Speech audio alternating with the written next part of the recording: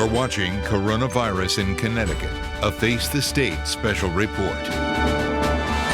Welcome back to Face the State. We are joined once again by the governor of our state, Ned Lamont. Governor Lamont, thanks for being with us. And, you know, so many people are unemployed. The numbers really are staggering when you actually look at them. And I know certainly you've studied them much more deeply than I have. But some people are saying that one reason that some don't want to go back to work is because they're making more on unemployment than they would in their jobs. What kind of message is that sending, and what would you tell them tonight?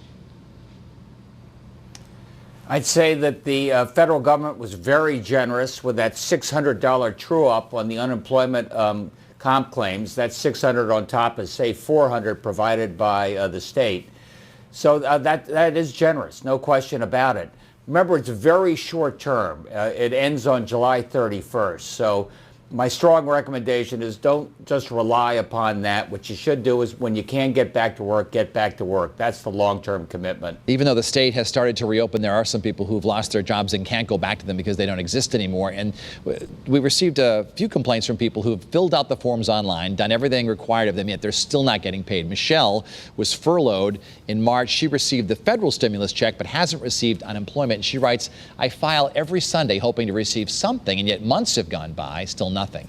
It's a struggle. I'm reaching out to you, hoping for some answers and help, because nobody should have to live like this or in fear of losing my place to live and worsening my anxiety.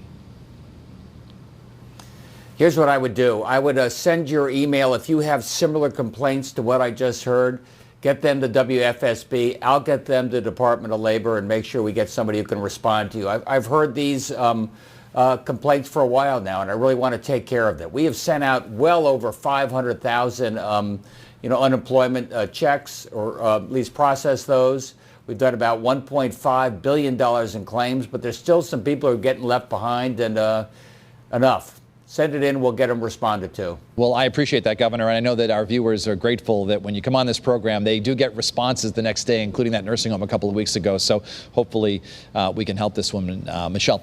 We've also I'm glad received to hear that. Yeah, I mean, people are saying that they are getting helped by the answers to your questions here. We also received questions about the extra government assistance. There's PUA, which is Pandemic Unemployment Assistance, and also it provides benefits for self-employed and others. Then there's the PEUC, Pandemic Emergency Unemployment Compensation, which gives eligible workers an additional 13 weeks of unemployment if they've already used up 26 weeks of state employment. So Kay in Bristol wants to know the status of this. Did it roll out on May 20th as scheduled? My understanding is that it did. This, again, federal program is my understanding, and people realize this is not your garden variety recession. This was an incredibly steep COVID-specific recession, and it could be a while as we come out. So it wasn't simply a matter of you're not knocking on enough doors to get a job. A lot of jobs just disappeared for the near term. So I think that will continue for that extra time. Our final. Welcome back to a special edition of Face the State. We are joined once again by Governor Lamont. And Governor, we have a couple of quick questions about reopening. Trish writes, my son's been unable to renew his license because of the lockdown. Does the governor plan to set up other locations for photo ID and renewal? We've extended the period of time so you don't have to get it renewed right now. I think it's been extended at least another 90 days. So relax. Patricia of Uncasville, similar question. How do we register a boat and a boat trailer from a private purchase at the DMV during the closure of the DMV? Whew, that's pretty specific. I'd like to think you're able to do that online, but I think I'll probably have to get back to you on that. Okay, thanks, Governor. Ascension Thursday, the Catholic Diocese in Bridgeport hosted masses outside, and they'll be doing that going forward once again. Bob in Plainville wants to know, when will churches reopen with people able to attend Mass indoors? Well, first of all, outdoors is so much safer than indoors. I love the fact that the church there had a big outdoor Mass. I support that. It's easy to distance. The germ does not travel. Older people packed inside a church is just a little risky right now. I think that's going to have to wait at least till stage 2. Do you think it's safe for, this question now, do you think it's safe for a pregnant woman to have a baby shower? Wow. A small baby shower with the folks you've been quarantining with, I think is probably is okay. I don't think I'd have a lot of strangers in that place, though. Not right now. Nope. Many of our viewers are following the drama with your daughter's wedding coming up Labor Day weekend. They want to know how it's going, and every week you have conversations about it with your daughter. What's the very latest? Well, we've got gatherings up to 50 in stage 2 for outdoor events, including weddings, and I'd like to think that gets up in July a little bit more, assuming the COVID behaves, and so do we. So she's watching those numbers very carefully. So should people be like on hold with their weddings, or should they go forward with them and just reduce the size of them, or perhaps postpone them to a later date when they can make them bigger? I know I'm frustrating the heck out of people, but I just don't know what it's going to look like in August and September. I can tell you that we had 2 of the leading public health officials, in the world, Scott Gottlieb and Zeke Emanuel, and they both said it should be steady in terms of our bringing down the infection rate if people maintain strict social distancing now through the end of the summer. They did warn us a little bit, though, Dennis, that October, November, you may see a flu-like bump, which could be scary. Another viewer question was asked, how long will your daily briefings go on? Not much longer, I don't think. I mean, today we just did one out at the park because we're telling a different story.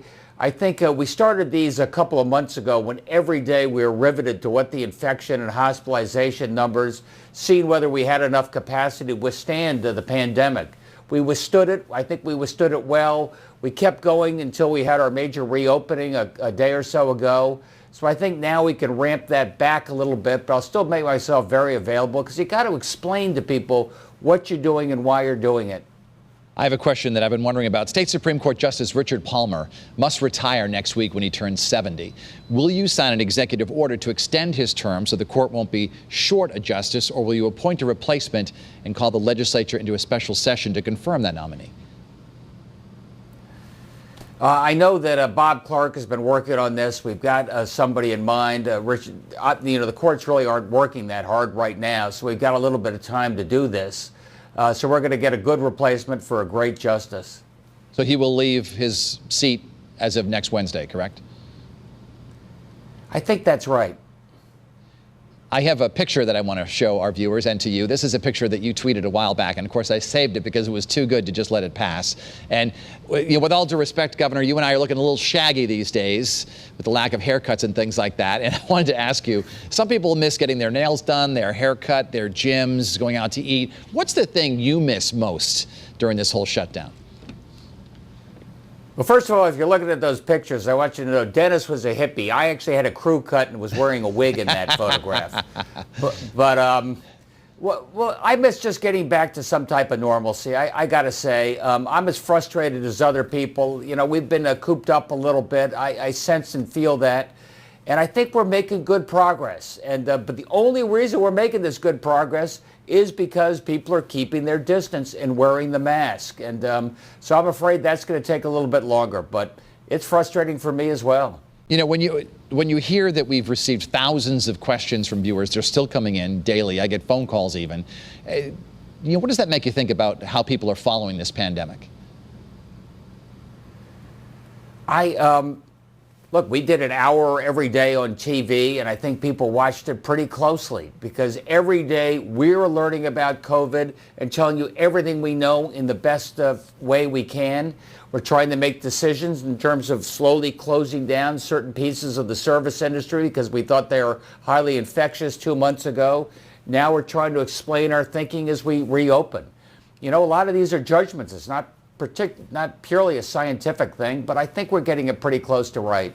Well, Governor, I want to thank you so much for joining us, and I know we'll be seeing you in the coming weeks as well. Our viewers certainly appreciate it. You've certainly been helping our viewers and the citizens of Connecticut by answering these questions for us. So thank you so much. And have a good Memorial Day weekend. Stay safe, everybody. Yes, same to you. You too. We thank you so much for watching Face the State. Stay safe, stay healthy. Remember, we're in this together, and we will get through this together.